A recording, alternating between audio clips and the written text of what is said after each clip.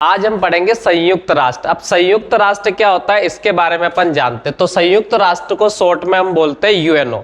UNO का full form क्या होता है? तो यूएनओ का फुल फॉर्म होता है यूनाइटेड नेशन ऑर्गेनाइजेशन। अब संयुक्त राष्ट्र की अगर हम बात करें कि संयुक्त राष्ट्र का काम क्या होता है, तो संयुक्त राष्ट्र का जो काम है, इसका काम है पूरे देश के पूरे वर्ल्ड के जितने भी कंट्री है इनको सबको कंट्रोल करने का इसका काम होता है। आया समझ में? तो इन सबको कंट्रोल करने का काम कौन करता है? यूएनओ। इसके पहले क्या था? तो इसके पहले था राष्ट्र संघ। राष्ट्र संघ के स्थान पर क्या बनाया गया है? तो राष्ट्र संघ के स्थान पर बनाया गया है संयुक्त राष्ट्र संघ। राष्ट्र संघ को कब बनाया गया था? तो राष्ट्र संघ को 1919-20 में बनाया गया था, वर्साई की संधि के बाद, जब पहला विश्व युद्ध खत्म हुआ था। तो उसके बाद बनाया गया था राष्ट्र संघ। अब उसके बाद में बनाया गया, उसको रिप्लेस करके बनाया गया, तो उसको रिप्लेस करके बनाया गया संयुक्त राष्ट्र संघ, जिसका फुल फॉर्म है यूएनओ। यूएनओ का फुल फॉर्म होता है यूनाइटेड नेशन ऑर्गेनाइजेशन। ये चीज आपको याद रखना है। और इसका काम क्या है? तो इसका काम मैंने आपको बता दिया कि सभी वर्ल्ड के जितने भी कंट्री है इन सबको कंट्रोल करना होता है। ठीक है, कोई भी देश किसी भी देश के ऊपर अगर अटैक भी कर दे तो उस देश को कंट्रोल करने का काम कौन करेगा? तो यूएनओ करेगा। यूएनओ इंटरनेशनल लेवल से उसके ऊपर दबाव बनाएगा और उसके ऊपर कंट्रोल करेगा। तो ये सारे काम होते हैं यूएनओ के। अब यूएनओ के 6 अंग होता है, उन 6 अंग के आधार पर वो अपना काम करता है। तो अपन यूएनओ के बारे में 1 बाय 1 सारे फैक्ट देखते चलते हैं। ठीक है, तो देखो सबसे पहले अगर हम बात करें संयुक्त राष्ट्र संघ, तो मैंने कहा संयुक्त राष्ट्र संघ या इसको यूनाइटेड नेशन के नाम से भी जाना जाता है। क्या, किस नाम से जाना जाता है? United nation. उसके बाद में अगर बात करें कि इसका जो नामकरण करा है, तो इसका नामकरण किसने करा है? तो इसका नामकरण करा है उस समय के अमेरिका के राष्ट्रपति ने, जिनका नाम क्या था? तो फ्रैंकलिन डी रूजवेल्ट उनका नाम था। ये चीज आपको याद रखना है। तो अगर आपसे क्वेश्चन पूछा जाता है कि संयुक्त राष्ट्र संघ का जो नामकरण करा है वो किसने करा है? तो फ्रैंकलिन डी रूजवेल्ट ने करा है। ये चीज आपको याद रखना है। ठीक है, अब अगर अपन बात करें कि संयुक्त राष्ट्र संघ की जो रूपरेखा है उसका निर्माण कैसे हुआ है, तो इसका निर्माण करा है उस समय के बड़े कंट्रियों में। अब उस समय के जो बड़े कंट्री कौन कौन थे? तो उस समय के मेजर कंट्री की अगर हम बात करें तो एक तो था आपका अमेरिका, दूसरा था आपका ब्रिटेन। तो पहला हो गया आपका अमेरिका, फिर हो गया आपका ब्रिटेन। 2 कंट्री तो ये हो गए आपके। तो ये चीज आपको याद रखना, 2 कंट्री तो ये प्रमुख थे इसे, एक तो अमेरिका हो गया, एक ब्रिटेन हो गया। और उसके बाद में अगर अपन बात करें, एक उस समय था रूस। ये 3 कंट्री थे जो उस समय पावरफुल थे। और 3 कंट्री थे जिसका पावर कम था। वो कौन कौन से थे? तो मैं आपको बता दूं कि जब सेकंड वर्ल्ड वॉर हुआ था तो उस समय अगर हम बात करें धुरी राष्ट्रों की, तो उस समय धुरी राष्ट्रों में एक तो आपका जर्मनी था, जर्मनी के बाद इटली था, इटली के बाद था जापान। तो ये 3 धुरी राष्ट्र थे और इनकी समथिंग उसमें हार हुई थी सेकंड वर्ल्ड वॉर में। तो इनका तो नाम रहना नहीं है, आपको याद रखना है, क्योंकि उस समय की अगर हम बात करें तो उस समय ये कंट्री हारे थे।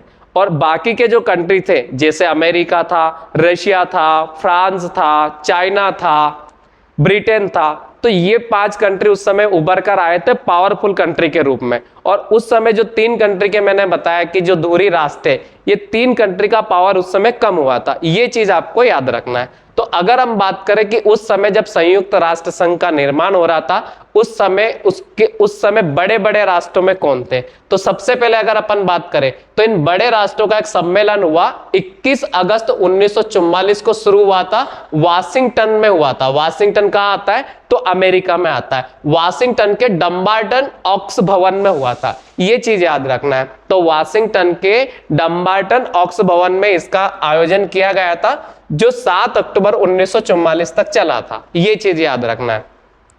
तो बड़े राष्ट्रों का जो सम्मेलन हुआ था वो कब से कब तक चला था? तो याद रखना है कि 21 अगस्त से शुरू हुआ था और उसके बाद में 7 अक्टूबर तक ये चला था। ठीक है, उसमें बहुत फैसले लिए गएंगे। उसके बाद में अगर अपन बात करें कि उसके बाद में एक और समिट हुई इनकी, जो रूस में हुई थी। उस समय इसे सोवियत संघ रूस कहा जाता था, आप इसे यूएसएसआर के रूप में भी सुने होंगे। अब अगर अपन बात करें कि क्रीमिया एक प्रदेश है रूस के अंदर और वहां पर एक नगर है याल्टा। तो इस याल्टा नगर में एक समिट हुई थी 4 फरवरी 1944 को। कब हुई थी? 4 फरवरी 1944, जिसमें शामिल हुए थे 3 वो डेवलप्ड कंट्री जिनका मैंने नाम बताया था। एक था आपका ब्रिटेन की तरफ से होते उस समय वहां के प्रधानमंत्री जिनका नाम था विंस्टन चर्चिल। दूसरे थे रशिया के राष्ट्रपति जिनका नाम था स्टालिन, और तीसरे थे अमेरिका के राष्ट्रपति जो थे रूजवेल्ट, फ्रैंकलिन डी रूजवेल्ट। ये तीनों इस समिट में भाग लिए थे और इन्होंने जो डिसीजन लिया था वो डिसीजन लिया था सुरक्षा परिषद में मतदान प्रणाली के ऊपर। ये चीज आपको याद रखना है, सुरक्षा परिषद में मतदान प्रणाली के ऊपर इसमें डिसीजन लिया गया था, ये चीज याद रखना है। और उसके बाद 24 अक्टूबर 1945 के दिन, 24 अक्टूबर 1945 को यूएनओ की स्थापना कर दी गई। तो सबसे ज्यादा इंपॉर्टेंट क्वेश्चन अगर इसमें देखा जाए तो मैंने आपको याद रखना है कि संयुक्त राष्ट्र की स्थापना कब हुई, तो 24 अक्टूबर 1945 को। संयुक्त राष्ट्र का इसके पहले नाम क्या था, तो इसे राष्ट्र संघ के नाम से जाना जाता था, जो कब बना था, तो वर्साई की संधि के बाद में बना था। संयुक्त राष्ट्र कब बना, तो 24 अक्टूबर 1945 को बना, ये चीज याद रखना है। फिर मैंने कहा कि संयुक्त राष्ट्र का नामकरण किसने करा, तो मैंने कहा कि भैया अमेरिका के उस समय के जो राष्ट्रपति थे फ्रैंकलिन डी रूजवेल्ट, उनके कहने पर इसका नाम रखा गया था। तो ये चीज आपको याद रखना है, ठीक है। अब बढ़ते हैं अपन अगली स्लाइड की ओर। अब बात करें कि संयुक्त राष्ट्र के जो संस्थापक सदस्य देश थे उनकी संख्या कितनी थी, तो याद रखना है कि संस्थापक सदस्य देशों की संख्या थी 51। पर 26 जून 1945 को जब अधिकार पत्र पर 50 राष्ट्रों ने इसके ऊपर हस्ताक्षर किए, कितने राष्ट्रों ने सिग्नेचर किए, 50। अब उसके बाद में जो 51वां सदस्य सिग्नेचर करने के बाद, हस्ताक्षर करने के बाद इसका जो सदस्य बना वो था पोलैंड। तो ये याद रखना कि जब सिग्नेचर की बारी आई तो 50 देशों ने इसके ऊपर से हस्ताक्षर कर इसके सदस्य बने थे, और वो 51वां सदस्य कौन सा जिसने सिग्नेचर करके इसका सदस्य बना, तो वो कंट्री था आपका पोलैंड। तो ये याद रखना है, तो 51वां सदस्य कौन था, पोलैंड, ठीक है, ये याद रखना। भारत इसका सदस्य कब बना, तो भारत इसका सदस्य बना 1945 में, ये याद रखना है, ठीक है। अब अगर अपन बात करें कि वर्तमान में संयुक्त राष्ट्र संघ में इसके सदस्य की संख्या कितनी है, तो इसके सदस्यों की संख्या है 130। अब 193 इसकी संख्या। अब 193 वाला जो देश है जिसका नाम है साउथ सूडान, ये आपको याद रखना। तो आपसे ये इंपॉर्टेंट क्वेश्चन पूछा जा सकता है कि संयुक्त राष्ट्र में कितने देश है, तो आपको याद रखना है कि 193 है, और 193वां जो देश है उसका नाम है साउथ सूडान। तो अभी लाटेस्ट में जो जोड़ा गया, जो लास्ट में जोड़ा गया, उस कंट्री का नाम है साउथ सूडान, ये याद रखना है। अब बात करें कि संयुक्त राष्ट्र संघ जो है उसका मुख्यालय कहाँ है, तो मुख्यालय याद रखना है ये न्यूयॉर्क में। इसका मुख्यालय कहां पर है, न्यूयॉर्क में। न्यूयॉर्क कहां आता है, तो यूएसए के अंतर्गत आता है। अब इसका जो भवन है वो 17 एकड़ में बना हुआ है, 17 एकड़ जमीन पर बना हुआ है। कितने फ्लोर है, तो 39 फ्लोर है, मतलब 39 मंजिल बना हुआ है, ये याद रखना है। उसके बाद में किस द्वीप पर बना हुआ है, तो उस द्वीप का नाम है मैनहट्टन द्वीप। क्या नाम है इसका, मैनहट्टन द्वीप। तो ये चीज याद रखना है कि जो आपका न्यूयॉर्क में यूएनओ का जो मुख्यालय बना हुआ है वो कहां पर है, तो न्यूयॉर्क में कौन से द्वीप पर है, तो मैनहट्टन द्वीप पर है। कितनी एकड़ जमीन में फैला हुआ है, तो 17 एकड़ में फैला हुआ है। कितनी बिल्डिंग बना हुआ है, तो 39 फ्लोर पे ये बना हुआ है, ये चीज याद रखना। अब बात करें कि यार ये जमीन किसने डोनेट की थी, तो नाम याद रखना जॉन डी रॉकफेलर ने। किसने दी थी ये 17 एकड़ जमीन, तो जॉन डी रॉकफेलर, याद रख लेना, उसने जमीन नहीं दी, जॉन दी, तो उसी से आप याद रख सकते हैं कि जॉन डी रॉकफेलर, ठीक है। तो हम इसमें इतना ही याद रखना है इस वाली स्लाइड में। अब चलते आगे। अब अगर अपन बात करें कि इसका मुख्यालय जो काम इसका शुरू हुआ था 1945 से हुआ था, ये बनकर तैयार कब हुआ, तो ये बनकर तैयार हुआ 1952 में। आया समझ में। तो आपको ये चीज याद रखना है कि जो यूएनओ का हेडक्वार्टर है बनकर कंप्लीट कब हुआ था, तो 1952 में जाकर कंप्लीट हुआ था। अब महासभा की जो पहली बैठक हुई थी वो भी अक्टूबर 1952 में हुई थी। तो ये चीज भी आपको याद रखना है कि महासभा की जो पहली बैठक हुई थी, मतलब जनरल असेंबली की जो पहली बैठक हुई थी वो कब हुई थी, तो 1952 में हुई थी। संयुक्त राष्ट्र की भाषाओं के बारे में अगर अपन बात करें तो संयुक्त राष्ट्र की जो मुख्य भाषा है वो दो है, एक इंग्लिश है, एक फ्रेंच है। दोनों आपको याद रखना है। तो इंग्लिश है, एक फ्रेंच है, बाकी 4 अन्य भाषाओं को भी संयुक्त राष्ट्र ने मान्यता दे रखी है। अब वो कौन कौन सी है तो वो देखते हैं। तो मैंने कहा कि एक तो अंग्रेजी और फ्रेंच है, तो इसकी मुख्य भाषा है, और अन्य भाषाएं जिनको मान्यता दे रखी है, एक तो चीनी है, दूसरी है रशियन है, तीसरी अरबी है और चौथी स्पेनिश है। तो ये 4 भाषाएं और याद रखना है। तो यूएनओ में कुल 6 भाषाओं को मान्यता दे रखी है, ये याद रखना है। पर मेन तौर पर या मुख्यतः कितनी भाषाओं को मान्यता दे रखी है, तो 2 भाषाओं को दे रखी है, ये चीज याद रखना है। एक उसमें फ्रेंच है और एक उसमें इंग्लिश है, ये याद रखना है, ठीक है। अब अगर आगे हम बात करें कि संयुक्त राष्ट्र संघ का जो बजट है, तो बजट घोषणा पत्र के आर्टिकल 17 के अनुसार आता है और उसे अनुमोदित किया जाता है, ठीक है। और अनुमोदन का काम कौन करती है, तो महासभा करती है। तो ये याद रखना कि बजट और बजट को पेश कौन करता है, तो उसका महासचिव करता है, ये चीज याद रखना है। तो महासभा द्वारा हर दूसरे वर्ष इसका अनुमोदन किया जाता है। तो बजट कितने कितने साल में आता है, तो हर 2 साल के बाद इसका बजट आता है। अब देखते आगे।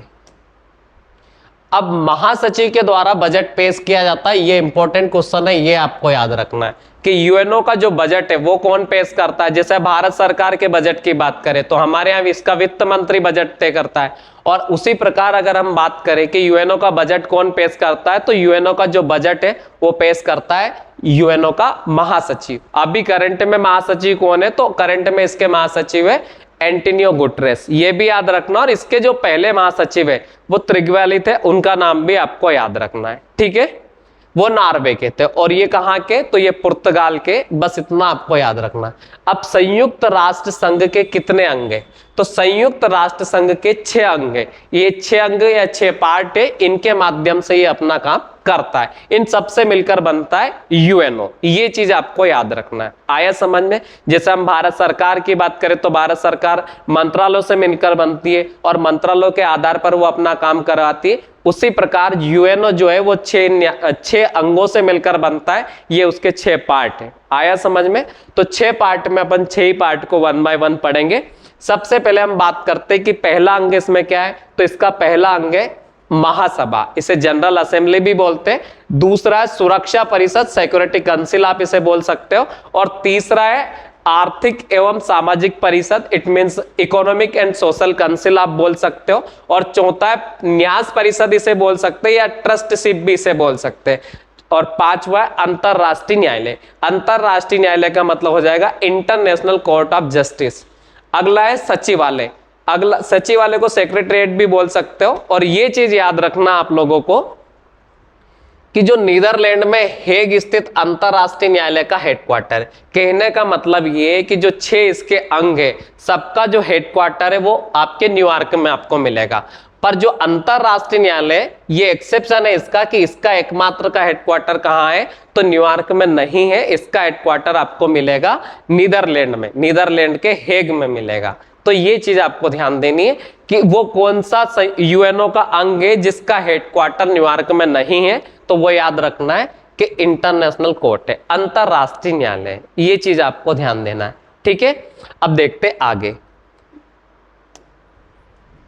अब बात करते हैं महासभा के बारे में। अब महासभा क्या है, इसके काम क्या होते हैं, तो अपन उसके बारे में देखते हैं। तो सबसे पहले अगर हम बात करें महासभा की, महासभा इसमें सभी सदस्य देशों के प्रतिनिधि सम्मिलित होते हैं।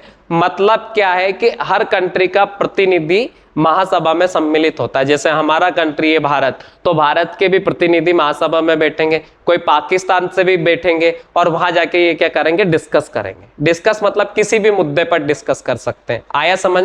जैसे हमारे देश में पार्लियामेंट होता है वैसे के वैसे ये यूएनओ का पार्लियामेंट बोल सकते हो, या फिर इसे वर्ल्ड का पार्लियामेंट भी बोल सकते हो, और इसे विश्व की लघु संसद भी कहा जाता है। ये चीज याद रखना है। और संसद में क्या होता है, तो जैसे हमारे देश की संसद हमारे लिए कानून बनाती है, तो वर्ल्ड के लिए कानून बनाने का काम कौन करेगा, या वहां के लिए रूल बनाने का काम कौन करेगा, तो वो करेगी महासभा। इसे जनरल असेंबली भी बोला जाता है, या यूएन असेंबली के नाम से भी आप जान सकते हैं इसके बारे में। अब इसे विश्व की लघु संसद कहा जाता है। मैंने आपको बताया कि लघु संसद क्यों कहा जाता है, कि इसमें हर कंट्री का प्रतिनिधि होगा और सारे वर्ल्ड के जो जितने भी कंट्री होंगे उनके सबके प्रतिनिधि मिलकर क्या बनेंगे, मतलब क्या करेंगे, तो वहां पे वो डिस्कस करेंगे किसी भी टॉपिक या जो भी इंटरनेशनल मुद्दा उस समय चल रहा होता है उसके ऊपर डिस्कस करेंगे, उसका सॉल्यूशन निकालने की कोशिश करेंगे। अब देखते आगे। मैंने कहा प्रत्येक देश इसमें 5 प्रतिनिधि भेज सकता है। मतलब एक कंट्री अपने कितने प्रतिनिधि वहां पे भेज सकता है, 5। ये याद रखना है, परंतु उन सबका जो वोट होता है वो एक ही वोट होगा, ये चीज आपको याद रखना है। हम प्रतिनिधि तो भेज सकते हैं 5, पर उनका सबका जो वोट होगा वो एक वोट होगा, ये चीज आपको याद रखना है। अब अगर अपन बात करें कि जैसे महत्वपूर्ण, जैसे मतलब किस किस मुद्दों पर जनरल असेंबली काम करेगी, तो पहला इसमें शांति एवं सुरक्षा से जुड़े मुद्दों के ऊपर बात करेगी ये। दूसरा, नए सदस्यों को प्रवेश या फिर बजट निर्णय के लिए 2/3 बहुमत की आवश्यकता होती है। अब इस चीज को अपन समझते हैं कि अगर आपको शांति सुरक्षा हो या किसी कंट्री को नया सदस्य इसमें जोड़ना हो या नहीं जोड़ना हो, और या फिर इसका बजट के लिए डिसीजन लेना हो, कितना बजट लाना है कितना बजट नहीं लाना है, तो ये सारा का सारा काम कौन करती है, तो ये करेगी जनरल असेंबली, मतलब ये महासभा। ये वाली बात समझ में आई। दूसरी वाली बात है कि महासभा में किसी भी प्रस्ताव को पारित करने के लिए कितने बहुमत की आवश्यकता होती है, तो 2/3 बहुमत की आवश्यकता होती है। ये साधारण बहुमत से पारित नहीं किया जा सकता, ये याद रखना है कि इसमें 66.66% से अधिक या 2/3 आप इसे शॉर्ट में बोल सकते हो। 2/3 का मतलब 3 में से 2, ये चीज आपको याद रखना है, ठीक है। महासभा का नियमित सत्र हर साल सितंबर के 3rd मंगलवार से लेकर दिसंबर के मिड तक चलता है, या आप ऐसे याद रख सकते हो कि मिड सितंबर से मिड दिसंबर तक ये चलता है। पर आकस्मिक स्थिति में सुरक्षा परिषद के कहने पर इसे कभी भी बीच में लगाया जा सकता है या सत्र को बुलाया जा सकता है, ये चीज भी आपको याद रखना है, ठीक है ना। अब देखते हैं आगे। अब हम बात करते हैं सुरक्षा परिषद की। तो सुरक्षा परिषद क्या होता है क्या नहीं होता है, इसके बारे में देखेंगे। मैंने आपको बताया कि महासभा का काम क्या है, जैसे भारत में संसद का काम है वही महासभा का काम है, बस इतना याद रख लेना आप। अब सुरक्षा परिषद की अगर हम बात करें तो सुरक्षा परिषद संयुक्त राष्ट्र संघ का मुख्य अंग है, ये याद रखना है। और एक प्रकार की ये कार्यपालिका भी है। क्या है ये? इसकी कार्यपालिका। संयुक्त राष्ट्र घोषणा पत्र के अनुसार अंतरराष्ट्रीय शांति एवं सुरक्षा बनाए रखना किसका काम है? तो ये अंतरराष्ट्रीय शांति और सुरक्षा बनाए रखना ये है सुरक्षा परिषद का काम है, ये चीज याद रखना है। माना कि जैसे किन्हीं भी 2 कंट्री के बीच में वार चल रहा है, तो उस वार को खत्म कराने का काम भी किसका होगा? तो ये सुरक्षा परिषद का होगा। सुरक्षा परिषद उसमें इंटरफेयर कर सकती है, ये चीज आपको याद रखना है। इसलिए इसे दुनिया का पुलिसमैन भी कहा जाता है, ये चीज याद रखना। लघु संसद महासभा को कहते हैं और दुनिया का पुलिसमैन किसे कहते हैं? तो दुनिया का पुलिसमैन कहते हैं आपके सुरक्षा परिषद को। अब इसमें सदस्य संख्या कितनी है? तो मैंने आपको बता दिया है कि इसमें सदस्य संख्या 15 होती है, ये इंपॉर्टेंट है। अगर अपन बात करें जनरल असेंबली के सदस्य संख्या की तो वहां 193 है, और यहां पर सदस्य संख्या कितनी है सुरक्षा परिषद में? 15 है, जिसमें से 5 स्थायी होते हैं और 10 होते हैं अस्थायी, ये आपको याद रखना है। 5 स्थायी कौन कौन से? तो ये इंपॉर्टेंट है, ये याद रखना है कि सुरक्षा परिषद के 5 स्थायी सदस्य कौन है। 3 सदस्य तो मैंने जो बता दिया था कि उस समय जो पावरफुल कंट्री थे, एक तो मैंने उसमें बताया था अमेरिका, दूसरा मैंने आपको बताया था रूस, तीसरा मैंने बताया था ब्रिटेन। तो 3 कंट्री तो जिन्होंने याल्टा में एक सबमिट करी थी, आपको याद हो तो 3 कंट्री तो वो हो जाएंगे, और एक हो जाएगा आपका फ्रांस और एक हो जाएगा आपका चाइना। तो 5 देश है ये स्थायी सदस्य, ठीक है। और बाकी 10 अस्थायी सदस्यों का चुनाव ये करते हैं, ठीक है। तो मैंने आपको बता दिया कि टोटल सदस्यों की संख्या कितनी है, तो टोटल सदस्यों की संख्या 15 है, जिसमें से 5 स्थायी होते हैं और 10 होते हैं अस्थायी। स्थायी सदस्य अमेरिका, रूस, ब्रिटेन, फ्रांस और चीन, ये 5 कंट्री आपको याद रखना है, ठीक है। अब बात अगर हम करें अस्थायी सदस्यों का निर्वाचन महासभा अपने 2/3 बहुमत से करती है, ये आपको याद रखना है। तो अस्थायी सदस्यों का जो निर्वाचन है वो कौन करेगी? तो महासभा करेगी। कितने बहुमत से? तो 2/3 बहुमत से करती है, और 2 साल के लिए करती है। कितने साल के लिए अस्थायी सदस्य चुने जाते हैं? तो 2 साल के लिए चुने जाते हैं, ये चीज भी आपको याद रखना है। सुरक्षा परिषद के प्रत्येक सदस्य का एक वोट होता है, ये ज्यादा इंपॉर्टेंट है कि जो सुरक्षा परिषद होते हैं उनके एक सदस्य का एक वोट होता है, जबकि महासभा में अगर हमारे कंट्री के 5 सदस्य भी है तो उनका एक वोट होता है, और सुरक्षा परिषद का एक सदस्य भी है तो उसका एक वोट होता है, ये चीज याद रखना है। उसके बाद में अगर हम बात करें कि प्रक्रिया संबंधी मामलों में डिसीजन के लिए 15 में से 9 वोट आना जरूरी है। 15 में से किसी भी डिसीजन के लिए अगर आपको वोटिंग करानी है सुरक्षा परिषद में, तो 15 वोट में से 9 वोट मिलना जरूरी है। 9 वोट उसका 60% होता है, या आप इसे 2/3 के समथिंग समझ सकते हैं। आया समझ में? तो 15 में से 9 वोट आना जरूरी है, नहीं तो साधारण बहुमत की अगर हम बात करें तो 8 वोट हो जाता, पर इसमें कितने वोट चाहिए? तो 9 वोट चाहिए 15 में से। दूसरी वाली बात है कि सकारात्मक मत आवश्यक होता है 9 का। दूसरा है कि जो 5 स्थायी सदस्य होते हैं, 5 स्थायी सदस्यों में से 5 का मत आना जरूरी है। अगर 5 स्थायी सदस्यों में से 4 स्थायी सदस्य आपको वोट कर रहे हैं और 1 नकारात्मक वोट कर रहा है, 4 सकारात्मक वोट कर रहे हैं, तो 1 नकारात्मक वोट होने से भी आपका प्रस्ताव पारित नहीं किया जा सकता। कहने का मतलब यह है कि अगर आपको 15 वोट में से 10 वोट भी मिल रहे हैं, जिसमें से 4 स्थायी सदस्यों के वोट मिल रहे हैं और 1 अस्थायी सदस्य का वोट नहीं मिल रहा है, तो यह प्रस्ताव पारित नहीं किया जा सकता। ये चीज आपको याद रखना है। आया समझ में? चाहे भले आपको 14 वोट मिल जाए, पर एक परमानेंट जो सदस्य है, जैसे 5 देशीय स्थायी सदस्य, इनमें से किसी एक का भी आपको वोट अगर नहीं मिल रहा है, तो यह प्रस्ताव पारित नहीं किया जा सकता। इसको इन 5 स्थायी सदस्यों का वीटो पावर भी कहते हैं। ये चीज याद रखना है, ठीक है?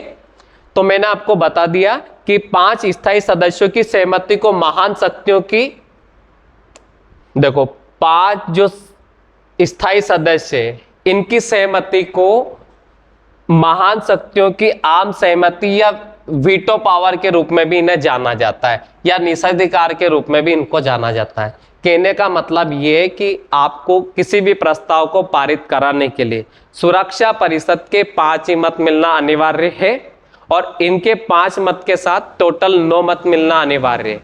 अगर आपको 14 मत भी मिल जाए 15 में से, और सुरक्षा परिषद के 5 स्थायी सदस्य में से 1 मत अगर आपको नहीं मिलता है, तो इस प्रस्ताव को पारित नहीं किया जा सकता। बस कहने का मतलब ये है। अब चलते आगे। अब यहां दे रखा है कि अगर कोई स्थायी सदस्य किसी निर्णय से सहमत नहीं है, तो वह नकारात्मक मतदान करके अपने वीटो पावर का उपयोग कर सकता है। मैंने आपको बता रखा है कि अगर वो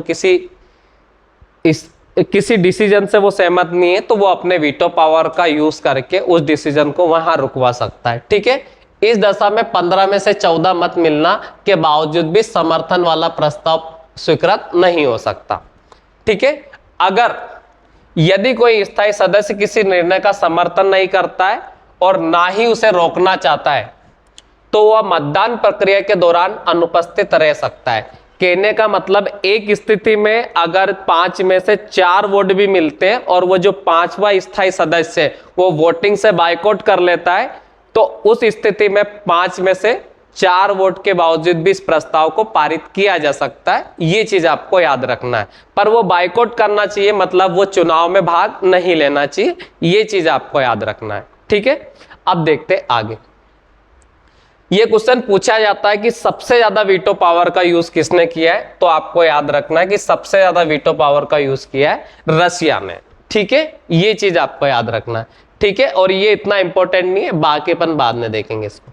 अब हम बात करते हैं आर्थिक एवं सामाजिक परिषद का। आर्थिक एवं सामाजिक परिषद की बात करते हैं। अब आर्थिक एवं सामाजिक परिषद की अगर हम बात करें तो इसमें क्या होता है क्या नहीं होता है, तो ये देखते हैं। तो सबसे पहले अगर हम बात करें कि वर्तमान में आर्थिक एवं सामाजिक परिषद की सदस्य संख्या कितनी है, 54।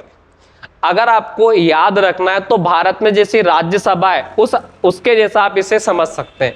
जैसा भारत में राज्यसभा का सिस्टम है वैसा का वैसा सिस्टम आर्थिक एवं सामाजिक परिषद का है। अपन इसको समझेंगे उसी प्रकार। देखो, सबसे पहले इसकी सदस्य संख्या प्रारंभ में 18 थी। 1966 में संशोधन के बाद में इसकी संख्या कितनी हो गई, 27। फिर 24 सितंबर 1973 के बाद इसकी सदस्य संख्या हो गई 54। तो आपको ये याद रखना है कि आर्थिक एवं सामाजिक परिषद के सदस्य संख्या कितनी है, 54। अब मैंने आपको सबसे पहले बताया था कि यूएन असेंबली की सदस्य संख्या कितनी है, तो 193 है। सुरक्षा परिषद की कितनी है, तो सुरक्षा परिषद की 15 है। और आर्थिक एवं सामाजिक परिषद की कितनी है, तो आर्थिक एवं सामाजिक परिषद की आपको याद रखना है कि 54 है। कितनी है, 54। तो सबकी सदस्य संख्या आपको याद रखना है। अब अगर हम बात करें कि इसके सदस्यों का जो कार्यकाल है वो कितने वर्ष का होता है, तो इसके सदस्यों का कार्यकाल 3 वर्ष का होता है। यह एक स्थायी संस्था है। अपन राज्यसभा में भी यही पढ़ते हैं कि यह स्थायी सदन है जिसे भंग नहीं किया जा सकता। सेम यहाँ पे यह कार्यकाल अपने राज्यसभा में 6 का होता है, तो यह दे रखा है कि 3 वर्ष का है। परंतु इसके 1/3 सदस्य प्रतिवर्ष पद मुक्त होते हैं। तो अपन ने जब राज्यसभा पढ़ा था तो राज्यसभा में प्रति 2 वर्ष पढ़ा था और 1/3 पढ़ा था, क्योंकि प्रति 2 वर्ष इसलिए पढ़ा था कि उनका कार्यकाल 6 का होता था और यहाँ इनका कार्यकाल 3 साल का होता था। ये चीज आपको याद रखना है। परंतु अवकाश ग्रहण करने वाला सदस्य पुनः निर्वाचित हो सकता है, हमारे राज्यसभा में भी हो सकता है। ये चीज आपको याद रखना है। प्रत्येक सदस्य राज्य का एक ही प्रतिनिधि होता है, ठीक है। उसके बाद में इसमें निर्णय जो आता है वो साधारण बहुमत से आता है। ये ज्यादा इंपॉर्टेंट है।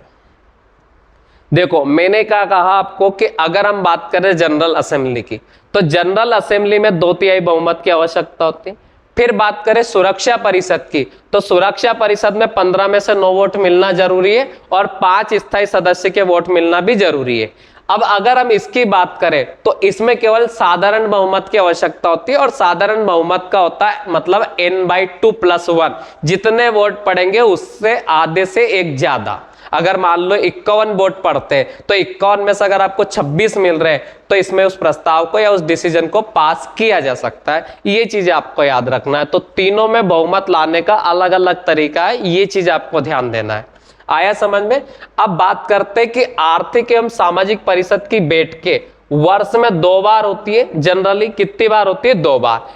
एक बार होती है अप्रैल में, तो जब अप्रैल में होती है तो ये न्यूयॉर्क में होती है, और जब जुलाई में होती है तो जुलाई में कहाँ होती है? जेनेवा में। तो ये याद रख लेना है, अप्रैल में कहाँ होती है? न्यूयॉर्क में, और जुलाई में कहाँ होती है? जेनेवा में। ठीक है, अगर आपको कंफ्यूजन जैसा लगे तो जा से जा याद रख लेना, या जेनेवा है तो वहां जुलाई है, तो और बाकी का जो अप्रैल है वो न्यूयॉर्क में याद रख सकते हो। ठीक है, अब अगर अपन बात करें कि ये अपना काम कैसे करता है, तो ये अपना काम, इसकी बहुत सारी समितियां होती है, उनके माध्यम से ये अपना काम करवाता है। तो जैसे इसकी कुछ प्रमुख समितियां मैं आपको बता देता हूं। आर्थिक एवं रोजगार आयोग है इसका, जनसंख्या और यातायात आयोग है इसका, और या फिर इसको यूनिसेफ भी बोल सकते, मतलब यूनिसेफ भी इसका ही आयोग है। ये चीज याद रखना है। ठीक है, तो ये इसका अंग है, और ये किसका अंग है? तो ये यूएनओ का अंग है। ठीक है, अब चलते आगे। अब बात करते हैं हम न्यास परिषद की, या प्रन्यास परिषद जो लिखा हो उसे आप न्यास परिषद या ट्रस्टीशिप भी बोल सकते हो। ठीक है, अब बात करते हैं इसके बारे में। तो यहां दे रखा है संयुक्त राष्ट्र संघ ने राष्ट्र संघ की मैंडेट व्यवस्था के आधार पर, मैंने कहा राष्ट्र संघ का क्या है, तो जो यूएनओ के पहले था, संयुक्त राष्ट्र के पहले जो राष्ट्र संघ था उसकी पॉलिसी को इसने लिया। मैंडेट व्यवस्था के स्थान पर न्यास पद्धति को इसने ग्रहण किया है और उसके संचालन के लिए न्यास परिषद की व्यवस्था की है या इसका निर्माण किया है। अब इसमें क्या होता है मैं आपको बताता हूं। इस पद्धति का मूल सिद्धांत यह है कि इस समय देखो, सिंपल सी भाषा में समझ लो कि कहने का मतलब ये है कि अगर कोई कंट्री बहुत तरीके से पिछड़ा हुआ है या बहुत वीक है या कमजोर है, जहां पर प्रशासन सही ढंग से नहीं हो रहा है या उन लोगों को सरकार सही से नहीं मिल पा रही है, तो जो भी डेवलप्ड कंट्री है वो डेवलप्ड कंट्री उस पर्टिकुलर कंट्री के ऊपर शासन करेंगे, उनको एक अच्छा एडमिनिस्ट्रेशन देंगे और उनको अच्छे से शासन करके और उनको अच्छी अच्छी फैसिलिटीज प्रोवाइड कराएंगे। ये चीज याद रखना है, और उन कंट्रियों का शोषण भी नहीं करेंगे। तो ये काम है आपके न्यास परिषद का। बस इसके बारे में बस इतना याद रखना है कि जो कंट्री बहुत पिछड़े हुए हैं उनके ऊपर शासन कौन करेगा, तो उनके ऊपर शासन करेंगे कुछ अच्छे कंट्री और उनको एक अच्छी व्यवस्था देंगे वहां के नागरिकों को। बस इतना याद रखना और इसके ज्यादा नहीं पढ़ना है। ठीक है, अब देखते हैं आगे। अब बात करते हैं सचिवालय क्या है। तो अगर हम बात करें सचिवालय के लिए, तो सचिवालय का मतलब होता है सेक्रेटरीट। अगर सचिवालय क्या है, तो संयुक्त राष्ट्र संघ के दिन प्रतिदिन के कामों को निपटाता है। ठीक है, उसके बाद सचिवालय का जो प्रमुख होता है वो होता है महासचिव। कौन होता है? महासचिव। तो सचिवालय का जो प्रमुख होता है महासचिव होता है, और महासचिव पूरे यूएनओ का हेड होता है। ठीक है, अभी महासचिव कौन है? तो महासचिव एंटोनियो गुटेरेस है, और पहले महासचिव भी याद रख लेना जो त्रिगवाली है। अगर अपन बात करें कि जिसे कौन चुनता है, तो जिसे महासभा द्वारा सुरक्षा परिषद की सिफारिश पर, चुनती महासभा है पर सिफारिश किसकी होगी, सुरक्षा परिषद, मतलब दोनों मिलकर चुनती। कितने साल के लिए चुना जाता है, तो 5 साल के लिए नियुक्त किया जाता है। महासचिव को डबल भी चुना जा सकता है, ये चीज याद रखना। तो महासचिव को दोबारा भी चुना जा सकता है, ठीक है। तो सबसे पहले ये याद रखना कि जो यूएनओ के महासचिव होते हैं वो किसके हेड होते हैं, तो वो सचिवालय के प्रमुख होते हैं और उन्हें यूएनओ के महासचिव के रूप में भी जाना जाता है। उनको चुनता कौन है, तो मैंने कहा भैया जनरल असेंबली चुनती है। किसके परामर्श पर, तो सुरक्षा परिषद के परामर्श पर या उनकी सिफारिश पर चुनती है। कितने साल के लिए चुनती है, तो 5 साल के लिए चुनती है। ये चीज आपको याद रखना है। अब अगर हम बात करें घोषणा पत्र के अनुसार महासचिव संगठन का मुख्य प्रशासनिक अधिकारी होता है, ठीक है। और 2017 से पुर्तगाल के एंटोनियो गुटेरेस है जो अभी करंट में महासचिव है, और 2026 तक ये रहने वाले, 31 दिसंबर 2026 तक इनका पद रहेगा, ठीक है। ये चीज आपको याद रखना है। अब हम बात करते हैं अंतरराष्ट्रीय न्यायालय की, ठीक है। जैसे देश का जो सबसे बड़ा कोर्ट होता है, हमारे देश की अगर हम बात करें तो वो सुप्रीम कोर्ट है। तो देश के जितने भी मुद्दे होते हैं वो सुलझाने का काम कौन करेगा, तो वो करेगा सुप्रीम कोर्ट। अब इसी प्रकार अगर दो देश के बीच के विवाद चल रहे हैं तो उनको सोल्व करने का काम कौन करेगा, तो उनको सोल्व करने का काम करेगा अंतरराष्ट्रीय न्यायालय। ये चीज आपको याद रखना है। तो अंतरराष्ट्रीय न्यायालय के बारे में याद रखना है। सबसे इंपॉर्टेंट फैक्ट की अगर हम बात करें अंतरराष्ट्रीय न्यायालय की, कि जितने भी 6 अंग है उनमें से 5 अंग का जो हेडक्वार्टर है वो यूएसए के न्यूयॉर्क में है, और अंतरराष्ट्रीय न्यायालय का जो हेडक्वार्टर है वो हेग नीदरलैंड में। तो ये चीज आपको याद रखना है। कहां पर है, तो हेग नीदरलैंड में। अब हेग को कैसे याद रखो, हेग को हैंग्ड पढ़ते हुए याद रख सकते हो। हैंग का मतलब होता है लटकाना, तो लटकाने से आप याद रख सकते हो हेग नीदरलैंड में। दूसरी वाली बात अगर करें कि इसकी स्थापना हेग नीदरलैंड में हुई है, अब कब हुई थी, तो 3 अप्रैल 1946 को हुई थी। तो ये पूछा जा सकता है कि जो आपका अंतरराष्ट्रीय न्यायालय, तो अंतरराष्ट्रीय न्यायालय की जो स्थापना हुई वो कब हुई, तो 3 अप्रैल 1946 को हुई थी। इसमें न्यायाधीशों की संख्या कितनी होती है, तो इसमें न्यायाधीशों की संख्या 15 होती है। ये इंपॉर्टेंट है। तो आपसे पूछा जा सकता है कि अंतरराष्ट्रीय न्यायालय में न्यायाधीशों की संख्या कितनी होती है, 15, और हमारे सुप्रीम कोर्ट में कितनी होती है, तो हमारे सुप्रीम कोर्ट में होती है 33 + 1। ये चीज आपको याद रखना है। तो कितनी होती है, 33 + 1, ठीक है। अब न्यायाधीशों की जो नियुक्ति होती है वो कितने साल के लिए होती है, तो न्यायाधीशों की जो नियुक्ति होती है वो 9 साल के लिए होती। मतलब कोई भी न्यायाधीश इसमें चुना जाता है तो वो 9 साल तक अपने पद पर रह सकता है, अगर वो उसके मन से इस्तीफा ना दे तो। अब अगर अपन बात करें कि प्रत्येक 3 वर्ष के बाद 5 न्यायाधीश अवकाश ग्रहण करते हैं, ये याद रखना। कहने का मतलब ये है कि इनका जो टाइम पीरियड है वो तो 9 साल है, पर हर 3 साल में 5 नए आते जाते हैं और पुराने न्यायाधीशों को हटाया जाता है। तो ये प्रोसेस जारी रहती है इसमें, ये चीज याद रखना। हर 3 साल बाद 5 नए आ जाएंगे, 5 पुराने निकल जाएंगे, फिर अगले 3 साल बाद 5 नए आ जाएंगे, 5 पुराने निकल जाएंगे।